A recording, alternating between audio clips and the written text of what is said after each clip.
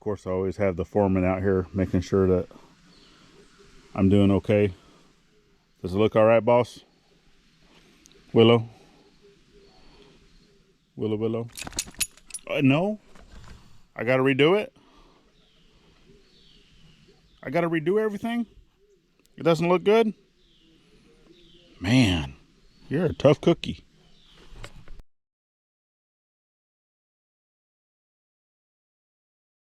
All right, welcome back to the journey, friends. So let's do a quick recap of where we're at with this water line. So all the ditch was completely dug, water line completely buried to have the spigot installed. And if you guys have missed out on that, I'll post that video up here in the corner. Go check it out and then come right back. We'd like you to come visit. But this is the water spigot, so that's good to go. Now, location of this water hydrant is not the final location of where this is going to be. Eventually, it will be a little further down, but I wanted it to be closer to the RV just for the winter time. So, if you noticed in the video that I was actually using a copper or brass fitting under the ground. Well, normally if you use the brass fittings under the ground with PEX, you need to wrap those with a tape.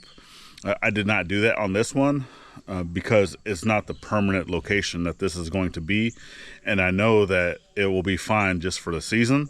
Whenever it comes to installing all the rest of the fittings and such, those are going to be for the life of that line, so I will be wrapping those coming up in the next, or in this video, so stand by for that. And then finish digging the ditch over on this side. So right now the line is down below our frost line. You can actually see that was the original line going to the house that used to sit here, and we are well below that by 3 or 4 inches, so I think we'll be perfectly okay. Then coming in to the well house, so I did have to make a few little turns right here because I knew that there was a rock right here. I did not know that it went all the way through the corner of the foundation, which I guess is good that the foundation to the well house is sitting on top of a humongous rock. But anyway, I'm gonna have to curve that around a little bit here and then do a 90. Well, PEX B does not like to curve that much, so I actually have another 90 I'm gonna install here, and then I'm gonna wrap it, and then there'll be another 90 to come straight up once it gets into the well house. So let's go inside the well house and let's see what's gonna happen there. All right, so we have our hole coming in, which I do need to clean up just a little tiny bit, just to make sure that once I put that 90 in, it's gonna come straight up into the hole. And then basically from this fitting, which I know is kind of dark, let me try to shine some light. There we go. So from this fitting here, I'm going to disconnect that. That way that pipe going around the tank can actually come up a little higher. It's not going to be right up against the wood. We've already talked about that. Okay, and then with that, all of this is basically going to get redone. So this hose will be going away once I have all the other things done. So that line that's coming up here will have to come up, but that's going to be the out feed, right? So I'm gonna basically have the line coming around. I am gonna keep this filter. I'm gonna keep this filter. Those are gonna be some pre-filters. We have some other stuff that's gonna be getting installed. I'm not gonna show that yet, but we are going to install it. Just you guys won't have the opportunity to see that until we're ready to do that review. Okay, I'll just leave it at that. And then obviously we have the line coming in for the hose bib outside. So hose bib, and then yeah, obviously all stuff coming in from the actual well itself. So with this, since this one I don't want to have to redo any of this, I think the tank will be fine sitting where it's at. We did not have any issues with the tank and stuff freezing. Only the water line because it's right up against the wood. So that's why we want to change that and not have it right up against the wood. So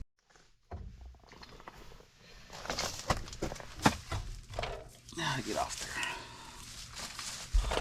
Why do spiders exist?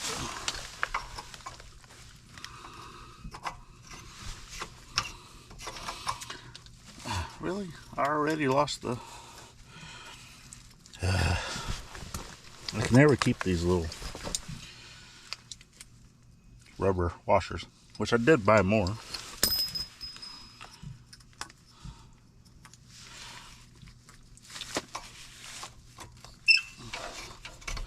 So I do not want to lose water to the RV. So what I'm going to do is flush out the tank for right now. That way I can then close this valve here that sends water to everything I need to work on. And then I'm going to change the hose going to the RV, which is this hose right here. And then I'll put this hose to here, which is the maintenance valve. And we can still keep water going to the RV when I have this secured, and I can continue working on everything, but still have water in the RV. So let's get the tank rinsed out quick, and then we will move stuff around.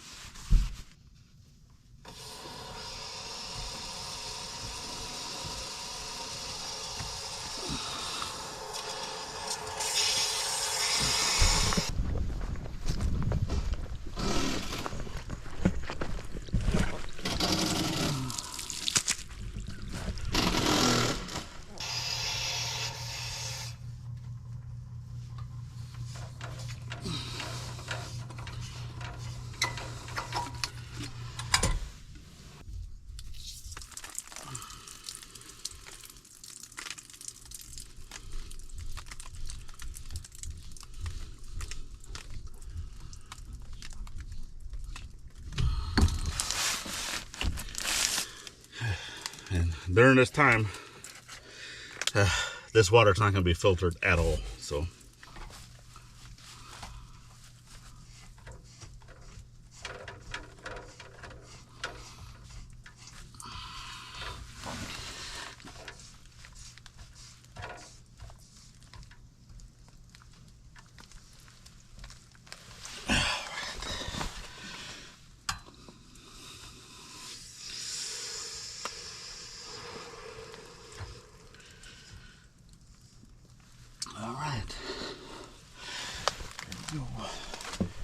Alright, so I am working in a little tiny space in here, so let me get all of this detached off of the wall, and then I'll bring you back to show you what it looks like.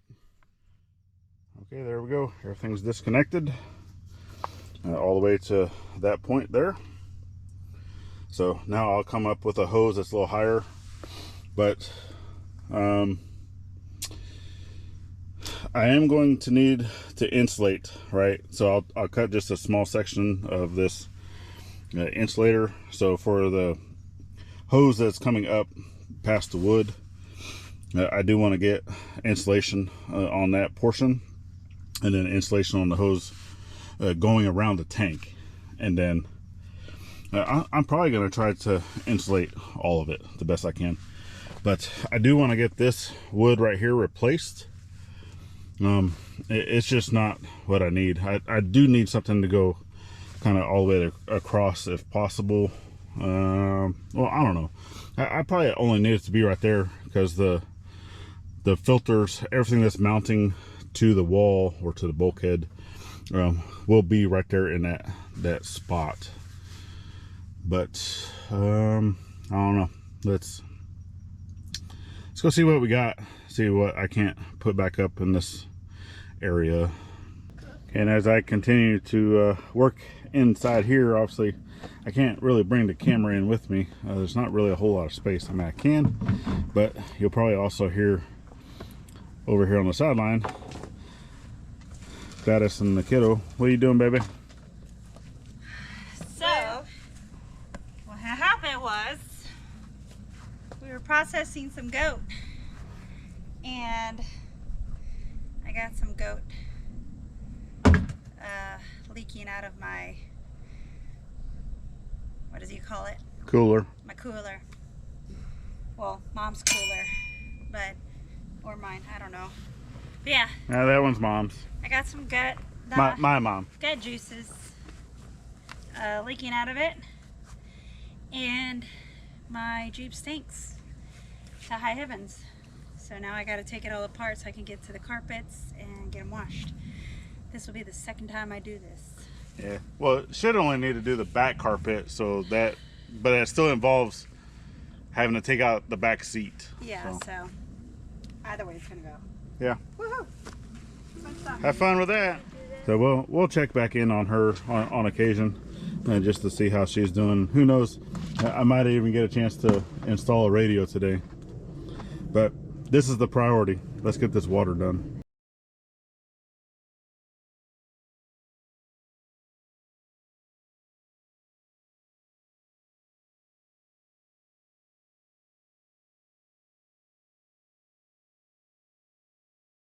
This fitting here was a 1-inch. All of my pecs, everything that I'm doing is all 3/4 inch. So I actually needed to get these reducers. So it's a 1-inch to a 3/4 inch. And the only one I was able to find was a PVC. But we'll talk about this some other day. But I did want to show you that, hey, sometimes you have to reduce down a little bit. And yeah, let's continue on. We'll check in to see what they're doing. I see we already got a carpet out. Now with this, so this one, it actually had, like on this side of the carpet right here, you can see it has like tear marks or cut marks. So these carpets, because it kind of like goes in underneath the back seat and stuff. And I think the last time she had to do this, she didn't want to have to take out the seats anymore.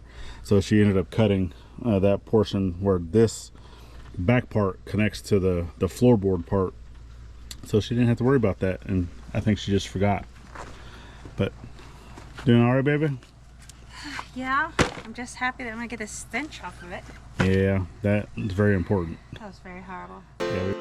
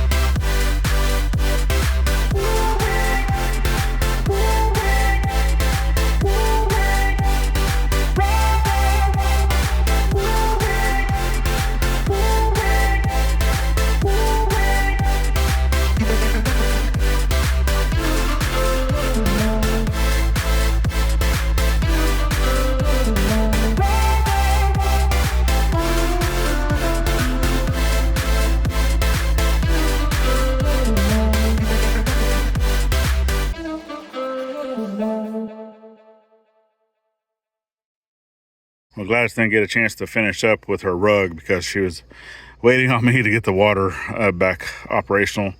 And yeah, it just took me forever, I guess. I don't know. Okay, so at this point, I mean, you might be able to see a little bit right here, not blurred out. But this filter is a filter I had already bought. This is a filter I had already bought. So this is a 50 micron washdown filter.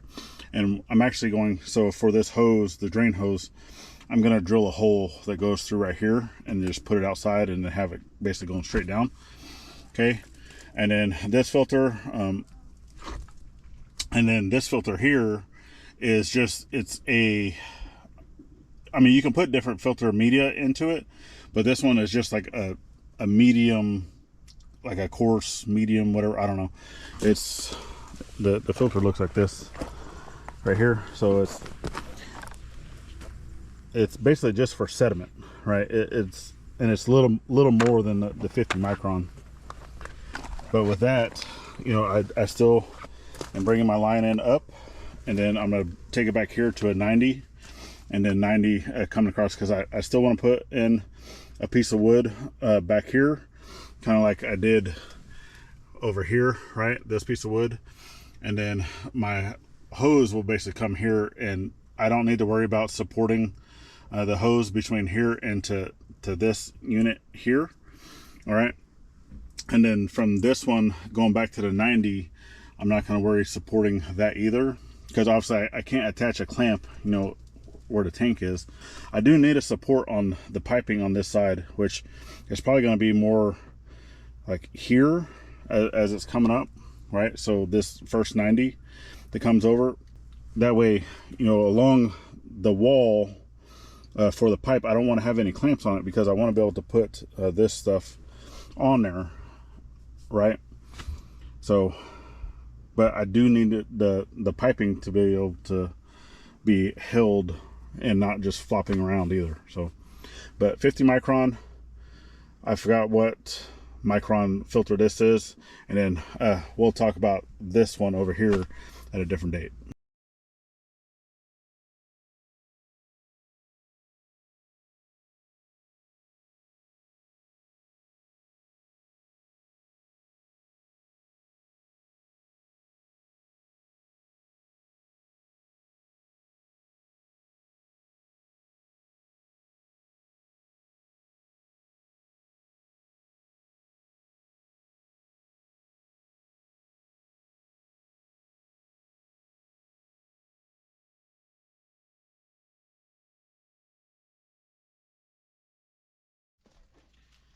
So I know a lot of this has probably been either voiceover or music or whatever, but see, I like to talk. Y'all probably noticed I like to talk in the videos, even though I say I'm going to try to do just more work with less talk. But anytime I'm working with Gladys, or she's in the area, which you can see she was working on the Jeep, now she's going inside to cook dinner. But she likes listening to music. Me, I don't really care if I'm listening to music or not. But if we're listening to music, I have to do a voiceover because we can't get claim righted.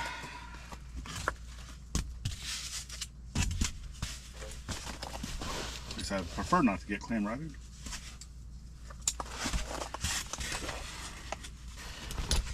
So let me get this last installation piece on there, and then I'll go show y'all what we got.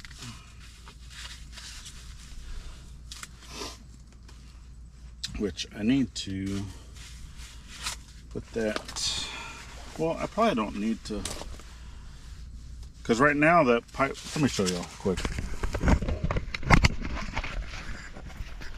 So I was thinking about putting a clamp right here to be able to clamp this to the wood, but right now it's going kind of, you know, almost tight behind the tank. So I think it'll be all right. I mean, the tank's not wobbly or nothing. It's not going to move. So I think it'll be okay. It won't be jumping around. You know what I mean? I mean, I might be able to find, because I don't like how like that's bent, but anyway. Let me get this on, and then, so this is all the way around. I still need to get insulation here. We're going to go from this T down to 90, and then 90 across to our hose bib. And then basically from there, that's pretty much done. I still need to bring the pipe in. Okay, so now I'm getting into this part outside, and what I talked about earlier was it's a silicone type tape. It's labeled as like an underground wrap tape, something like that. But I'm gonna go ahead and get this 90 put on here, and then I'm gonna put another fitting or another hose. It's not necessarily the length that I need, it's just a section of hose that's gonna get me up inside. And then from there, it's basically just a straight piece like this that's gonna get me from that hose that I'm sticking inside, coming over to this 90 here. And then I am also going to take a section of this, so the pipe that's coming in through the hole in the bottom, I'm going to stick some of that going down pretty close to where the 90 is, and then it'll be backfilled with the dirt. So as the pipe is coming up and out, since it is right here on the edge of it, really doesn't come, you know, that far into the house before it starts coming up. So I'm gonna go ahead and insulate that as well underground as it's coming up, and I think we'll be okay. So let's get this going, and yeah, I'm almost done. This is about the last few steps, and then I know camera issues, keep having camera issues.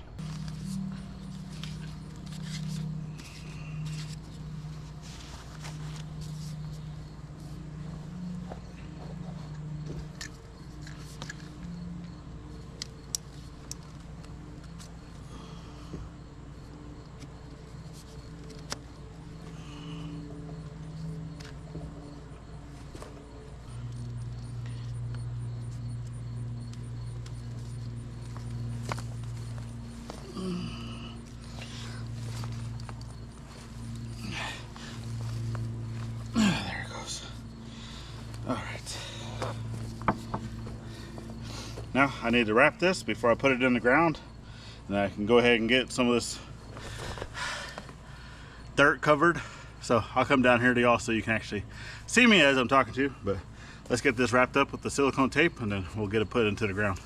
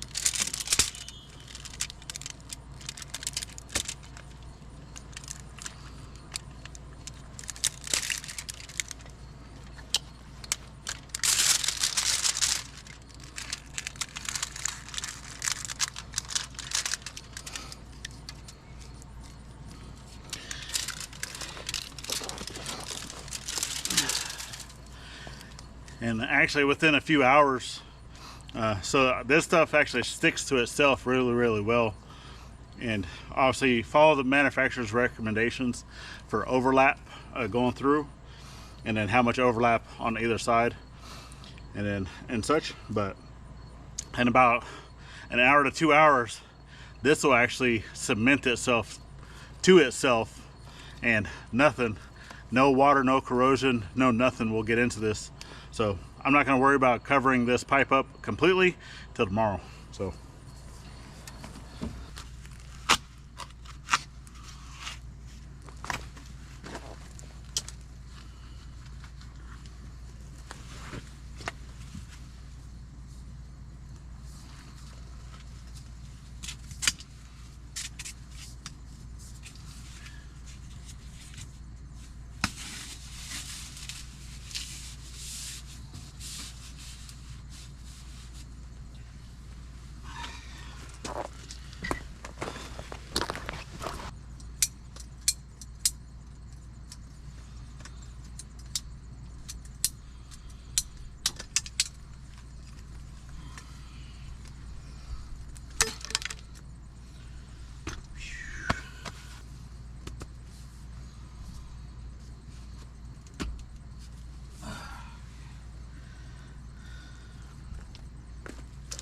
Now it's time to turn on the water and see if we got any leaks.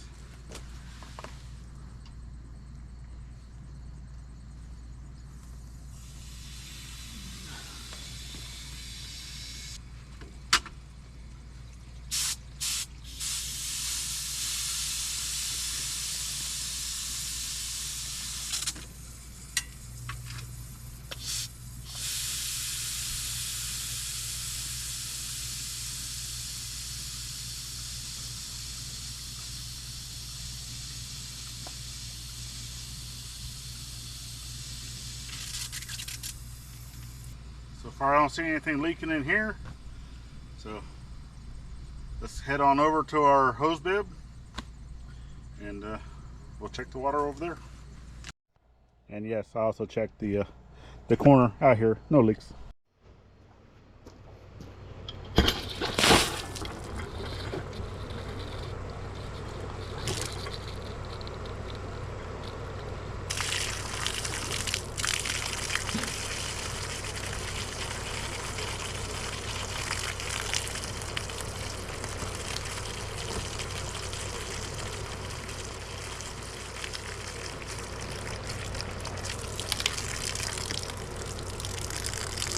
All right.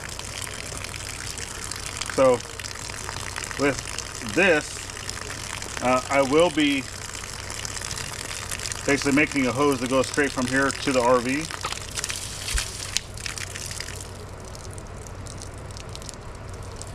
I think I need to do some adjustments on that.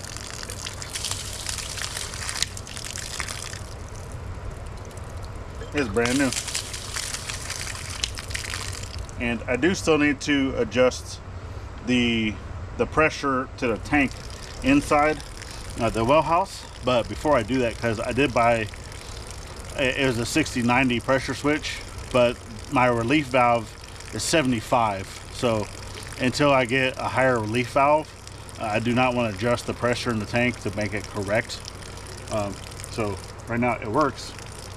And then nice, should be nice clean water. So far a lot better water quality than what we have had. So for now I'm just going to go ahead and disconnect the smallest hose that I have, or shortest hose that I have, to go from here to the RV, and then we'll be back in business. All right, so there we go. We got the water all rerouted. Now it's underground. We don't have to worry about it heating up, cooling down, all those things. Hopefully we'll be set for winter. Now, yes, I know that folks have said, hey, can you put heat tapes on the spigot or the hydrant that we're utilizing? Yes, I do plan on doing that. But before I can do that, I need to get back into the playhouse to do a little bit more wiring. So therefore, if you want to be able to see what I do to winterize the hoses, keep following along, folks, because I need to get back into the playhouse, do a little bit more wiring with some plugs and such, And yeah, it's just another step forward of getting the things we need to. And I'm still waiting on my box blade. I might just need to go pick it up myself, and then I can get started over on the house build, or the house pad build. So, all right, y'all. Well, we definitely thank y'all for following in on today's journey. You got another video you can check out right here if you'd like to stick around. You have the entire year's playlist. Follow this whole year's journey. We have the icons at the top. Make it easy to subscribe both here and to our side channel. Go check it out. And then last but not least, get out there, thank a veteran every chance you get. Not only on Veterans Day, and we'll see you on the next one. Later, y'all.